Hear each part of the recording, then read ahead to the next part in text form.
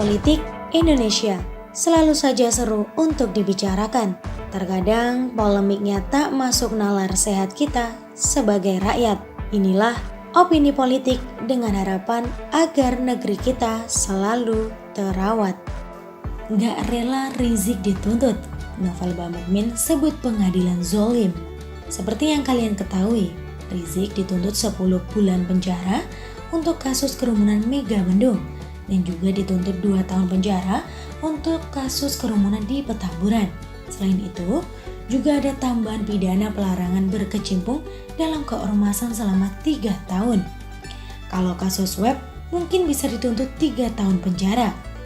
Mendengar tuntutan ini, tentu saja Rizik shock dan kaget sambil berdebar-debar.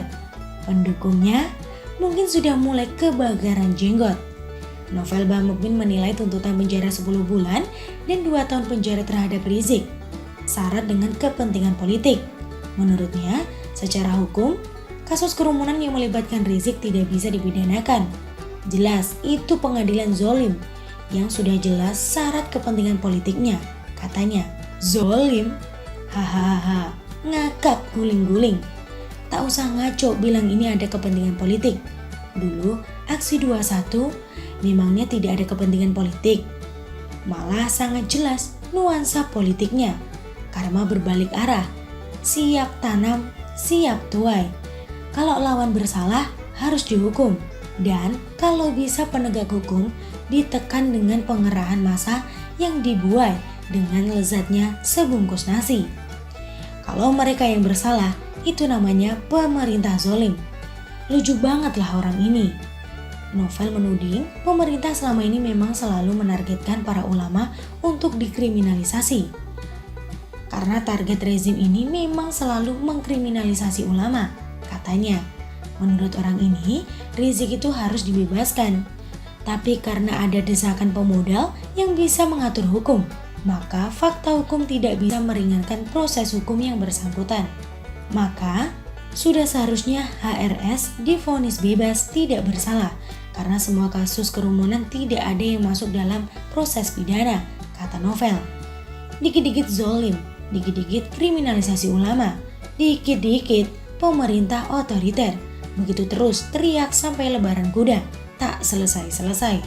Ini masih belum selesai, masih ada kasus web yang jauh lebih parah. Yang saya yakin hukumannya paling berat di antara ketiga kasus ini. Para pendukungnya mungkin akan ngamuk atau pingsan berdiri tegak mendengar vonisnya. Masih belum puas, masih ada kasus cat mesum dan beberapa kasus lainnya yang masih menggantung. Mau diusut sekalian semuanya, bisa-bisa Rizik hidup selamanya di penjara sampai tua. Sebelum teriak zolim, ngaca dulu deh. Siapa yang lebih zolim? Demo seenak jidatnya, lalu memaksa pemerintah memenuhi semua tuntutannya.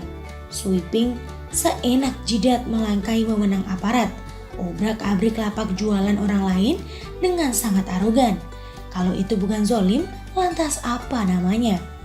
Rizik sudah pantas mendapatkan apa yang dia alami sekarang ini. Ini adalah buah karma yang sudah masak, yang harus dia petik sendiri. Buktinya, tanpa orang ini negara ini sedikit lebih aman. Tidak ada demo rutin tak jelas membahas isu gado-gado. Mereka tak sanggup demo lagi karena logistik tak ada. Suplai logistik juga sudah dimatikan. Para sponsor pun mungkin sudah cuci tangan, tak mau lagi ikutan.